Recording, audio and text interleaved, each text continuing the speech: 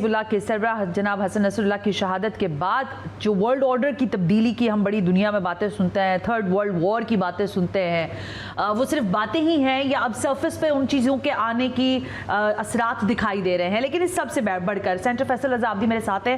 Centre صاحب, یہ سوال عام لوگوں کا بھی ہو سکتا ہے اور خواص کا بھی ہو سکتا ہے, اور وہ یہ کہ آپ حالات جو بنے ہیں, جو آرڈر بنا ہے, جو شہادتیں ہو چکی ہیں, اس کے بعد اب کمانڈ کون کرے گا اس جنگ کو, اس کے فیصلے کون لے گا؟ کیونکہ کہیں تو ہم دیکھتے تھے اسماعیل ہانیہ فیصلے لیتے تھے, کہیں حسن نصر اللہ لیتے تھے, اب اس وقت موجودہ حالات میں جو ایک اہم شخصیت موجود ہیں وہ آیت اللہ خامنہ موجود ہیں. وہی کمانڈر ہیں جی, سپریم کمانڈر ہیں, اس جنگ کے سپریم کمانڈر ہیں, اور جنگ ہے اللہ تعالیٰ کے گھر کی آزادی کی. دیکھو میری بہن, ایک چیز یاد رکھنا, قرآن میں اگر اللہ تعالیٰ نے مسجد اقصیٰ کی حرمت اور برکت کو بتایا ہے نا, تو جو چیزیں ختم یا گر جانے والی ہوتی ہیں نا, ان کو قرآن میں اللہ زندہ نہیں رکھتا. یہ ایمان جس کا آ جائے نا, وہ اس کو ایمان کی طاقت سے اس کے اوپر کھڑا ہو جاتا ہے کہ یہ آزادی ہے, اور یہ آزادی ہے, یہ آزادی ہوگی, یہ آزادی ہونے والی ہے.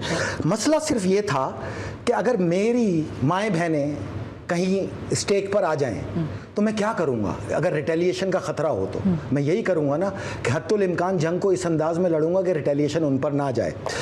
25 نومبر کو ہم نے پروگرام کر کے آپ کو یہ واضح کر دیا تھا کہ اب ہم نے یہ فیصلہ کر لیا ہے کہ اس جنگ کو حزب اللہ اپنے سینے پہ لے گی. یاد ہے آپ کو؟ حماس کو بچانے کا واحد طریقہ یہ ہے. مجھے یہ بھی یاد ہے جس دن آپ نے پروگرام کیا اس کے اگلے دن حسن نصر اللہ نے بھی یہی بات کہی تھی. اور ایک بات, ابھی 4 دن پہلے رہبر معظم آیت اللہ خامنہی صاحب نے بھی یہی بات کی ہے کہ اس جنگ کو ہم نے اپنے سینے پہ لے لیا ہے, حماس کو بچانے کا اس سے اچھا ہمارے پاس راستہ نہیں تھا. تو یہ ایک پالیسی تھی نا, پالیسی سامنے آئی. پالیسی پہ عمل درآمد ہونے میں ٹائم اس لیے لگا کہ جب ہم جنگ میں تیزی ہوتے تھے, مسلمان ممالک اور یہ امریکہ اور یہ برطانیہ اور یہ انڈیا, یہ فوراً جنگ بندی پہ آ جاتے تھی. جنگ بندی سیز فائر. جب اسرائیل کو پٹائی لگتی تھی, یہ سیز فائر کی کہانیاں لے کے آ جاتے تھے. مطلب ہمارا مقابلہ صرف صہیونیوں سے نہیں تھا, مسلمانوں سے بھی تھا, انتہا پسند عیسائیوں سے تھا, انتہا پسند ہندوؤں سے تھا, اور صہیونیوں سے تھا. یہ پورے مکسچر سے تھا جس کو عالمی طاقتیں کہتے ہیں. جو دنیا کے 90% حکمران تھے وہ اس جنگ میں ایک طرف تھے, لیکن 90% جو عالم انسانیت تھی وہ غزہ کے ساتھ تھی, جو حقیقت ہے. تو بات یہ ہے کہ جب آپ کو جنگ لڑنی ہوتی ہے تو میں نے آپ سے کہا تھا کہ تاریخ کے پیرائے میں آپ چل رہے ہوتے ہیں, کیونکہ ساتھ میں ایک مورخ بھی چل رہا ہوتا ہے. آپ کو ہر اس اتمام حجت پہ جانا پڑتا ہے جس کی آگے کہیں سوالیہ نشان آج سے 40 سال بعد 50 سال بعد تاریخ سامنے لے کے آتی ہے. ہم کہیں نہیں چاہتے تھے کہ اسلام کو کوئی دہشت گردانہ مذہب بنا دیں. ہم وہ لوگ نہیں جو اللہ اکبر کہہ کے نہتے لوگوں کو پھاڑ دیا کرتے تھے. وہ مسلمان ہیں, ہمارا ان سے تعلق نہیں, ہم مومن ہیں. ہمارے یہاں یہ ہے کہ جو کام کرنا ہے اس کا اعلان کرنا ہے, اور بچوں اور عورتوں پہ حملہ نہیں کرنا, جو آج تک نہیں ہوا. 1 سال میں فخر کے ساتھ اب تو پوری دنیا کے حکمران یہ کہہ رہے ہیں کہ حزب اللہ سیولینز پہ حملے نہیں کرتی, لیکن اب تو ساری اتمام حجت ہو گئی. اب اس جنگ کا جیسے ہی یہ جزد خاک کی قبر میں اترے گی, اس کے بعد آپ کو وہ جنگ دکھے گی جو آپ کو میں بتاتا ہے. وہ میں نے جنگ میں آپ کو 4 چیزیں بتائی تھیں. پہلی چیز, اب حماس نے یہ فیصلہ لینا ہے کہ آیا ان مظلوم ماؤں بہنیں جو پھنسی ہوئی ہیں رفح بارڈر پہ, ان کو ہی مد نظر رکھتے ہوئے لاشیں دیں. تو ہم اس کے لیے بھی تیار ہیں, ہم دیتے رہیں گے. ہم بہت ہیں حسینی, دنیا میں پہلے ہوئے ہیں, جہاں آئے ہم حسینی ہیں, چاہے وہ سنی ہو, شیعہ ہو, اہل حدیث ہو, دیوبند ہو, حسینی ہوتا ہے, اسی کو مومن کہتے ہیں. اب میں آپ سے یہ کہہ رہا ہوں کہ ان کو یہ فیصلہ لینا ہے, آج ہی لینا ہے, آج لینا ہے, 12 بجے سے پہلے لینا ہے, کل تدفین سے پہلے لینا ہے, ہر صورت حد سے حد تدفین سے پہلے لینا ہے کہ یہ مائیں بہنوں کے لیے مزید قربانیاں دیں, یا آپ آ جائیں فل اسکیل وار کے اوپر, جس کے لیے تمام لوگ بالکل تیار ہیں. آپ آنن فانن پورے اسرائیل کو 72 گھنٹے میں فتح ہوتے ہوئے دیکھیں گے, اور چن چن کے ماریں گے, ایک ایک کو ماریں گے, جو ملا اس کو ماریں گے, جو ملک آیا اس کو ماریں گے, چاہے امریکی کے اڈے ماریں, چاہے ان کے جہاز ماریں, چاہے نیٹو ممالک کو, جو آئے گا. اب ہم نے یہ فیصلہ کر لیا, عالمی جنگ ہوتی ہے تو ہو جائے, no issue, we are ready for war. اگر دنیا نے عالمی جنگ پہ ہی فیصلہ کرنا ہے تو آؤ بسم اللہ. ہماری مسلمان مائیں بہنیں جو عرصے دراز سے فلسطین کے اندر, تم نے 27 لاکھ اس عالم اسلام کے ان شہزادوں کو اور ان کے خانوادوں کو قتل کیا, فلسطین میں, لبنان میں, شام میں, یمن میں, عراق میں, ایران میں, پاکستان میں, ہر طرف قتل کیا ہے تم نے کہیں کمی نہیں چھوڑی. تو مائیں بہنیں اگر تمہاری محترم ہوتی ہے تو اب اس کو صفحے کو پھاڑ کے پھینک دو. اب نہ کوئی ماں ہے, نہ کوئی بہن ہے, نہ کوئی بچہ ہے, نہ بزرگ ہے, نہ معذور ہے. جو آئے گا اس کو ماریں گے, جو ملے گا اس کو ماریں گے, تا حد نگاہ بیت المقدس پہ اسلامی پرچم نصب نہ ہو جائے. ہم نصر اللہ صاحب کی اس ख्वाब को पाया तकमील पे पहुंचा के छोड़ेंगे, चाहे उसके लिए मुझ समेत मेरी तमाम आल औलाद कत्ल हो जाए। हम मौजूद हैं, अभी तो हम उतरे ही नहीं। देखें आयतुल्लाह खामनेई की दूसरी बात कि किसी की जरूरत नहीं है। मैंने आपको जी 11 नवंबर के प्रोग्राम में बताया था कि किसी को जिहाद पे जाने की ज़रूरत नहीं है, इसलिए कि वह जो मौजूद है वो काफ़ी है। तो मैंने सही बताया था आपको, और हकीकत तो ये, असूल तो ये है, मैं लोगों को जाने की जिहाद पे उस वक्त दावत दूं जब मैं अमलन वहाँ पे मौजूद हूँ। मैं ये नहीं कर सकता मैं घर में बैठूं, महल में बैठूं और नौजवान बच्चों को जिहाद के नाम पे लड़ा दूं, जिस तरह अफगानिस्तान में सारी ज़िंदगी लड़ाया गया। हम ये काम नहीं करते। हम में और इनमें यही फ़र्क है, हम अपने हमास के आखिरी हुक्म के अब मुंतज़िर हैं, और उनको ये फैसला लेना है, लेना पड़ेगा, वरना मैं आपको ये बता दूं, ना तेहरान बचेगा, ना मशहद बचेगा, ना कुम बचेगा, ना इराक बचेगा, ना शाम बचेगा, ना लबनान बचेगा। ये मैं आपको आज वाज़े बता दूं, दुनिया में ये फैसला जिस जंग का मैंने आपको बताया, अब उस जंग को होना है।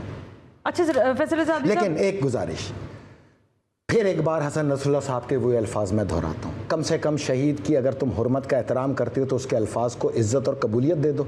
उसने यही कहा था ना, बाकी सारी चीज़ें छोड़ दो, हम देख लेंगे, ना हमें असले की ज़रूरत है, ना पैसे की ज़रूरत है, ना मैन पावर की ज़रूरत है। तुम मुसलमान अगर कोई काम कर सकते हो तो सिर्फ रफ़ा बॉर्डर खोल दो, जो कि इसके इस्लामी मुल्क है, मिस्र इस्लामी मुल्क है, खोल दो। अच्छा, अगर नहीं खोलते हो तो मैंने आपको 6 दिसंबर के प्रोग्राम में बताया था कि रफ़ा बॉर्डर पर नज़र रखना, इधर ही से यहूदी भागते हुए नज़र आएंगे, याद है? मैं भी आ रही थी उसी पे। आ जाना। गोलान हाइट्स, हैफा, इस वक्त जो सूरत हाल थी, अच्छा यही मैं आपसे पूछ रही थी। मैं हैफा मैंने बताया था कि अल्लाह ताला का मुझे तोहफा है। एक मिनट, मैं इसलिए नाज़रीन को ये कोट कर दूं बात कि गुज़िश्ता रोज़ मेरी सेंटर से बात हुई थी कि हमने प्रोग्राम करना है तो आप अवेलेबल होंगे। उन्होंने कहा नहीं, मैं इस वीक अवेलेबल नहीं हूँ, मेरी कुछ मसरूफियात हैं, क्योंकि जो अंडरस्टैंडिंग या जो खबरें हमें आ रही थी वहाँ से, यानी हैफा से जो खबरें मौसूल हो रही हैं या जो हमें मंजरनामे में दिखाई दे रही थी, गोलान हाइट्स के हवाले से जो खबरें आ रही थी, वो मोर और लेस खतरनाक हद तक वही थी जो आप हमें प्रेडिक्ट कर रहे थे। इस सिचुएशन में जबकि हैफा, गोलान हाइट्स से बड़ी तादाद में जो इजरायली सिटीजन्स हैं वो निकल रहे हैं, वो अपने इलाके छोड़ रहे हैं, आप क्या समझते हैं कितना इम्पैक्टफुल हिजबुल्लाह ने वहां पर कंट्रोल किया है? 30% हैफा ख़त्म हो चुका है। अच्छा, 30% हैफा ख़त्म हो चुका है। तेल अवीव, अश्कलोन, अशदूद, सफ़ेद, ये सफ़ा हस्ती से मिट चुके हैं। आपको देखें, हम फ़ख्र से बताते हैं हमारे इतने शहीद हुए, फ़ख्र से जनाजे उठाते हैं, फ़ख्र से दफन करते हैं और कहते हैं इमाम हुसैन पे कुर्बान किया, बैतुल मुक़द्दस की राह में शहीद हो गए, यही कहते हैं ना। इनका क्या है, छुपाते हैं, अभी तक सामने नहीं आ रहा। नहीं, 70,000 तो ये खुद लाए ना माजूर, हाँ, जो हाथ पाँव से गए, शहीद तो मतलब हमारे यहाँ है ना। इनके यहाँ जो मुर्दार हुए वो तो लाखों में। ये तो कहानियां खुलेंगी अब। नहीं, हैफा आप कह रहे हैं 30% हैफा खत्म हो चुका और हैफा सफा हस्ती से मिटने जा रहा है। नरेंद्र मोदी और अडानी और इंडियन सहाफ़ियों, आज मेरी बात याद रखना, इस तदफीन के बाद जो जंग शुरू होनी है उसके बाद तुमने नज़र हैफा पे, इसराइल पे या मीडिया पे नहीं रखनी, तुमने अपनी नज़र मोदी पे और अडानी पे रखनी है। उनकी शक्ल पे पड़ी हुई लानत तुम्हें बताएगी कि हमने कितने कर्मनाक तरीके से तुम्हारे फौजी जो तुमने वहाँ भेजे उनको मार मार के जन्नम हासिल किया। ये तमाम के तमाम हैफा में मौजूद हैं, लाख से ऊपर है। अच्छा।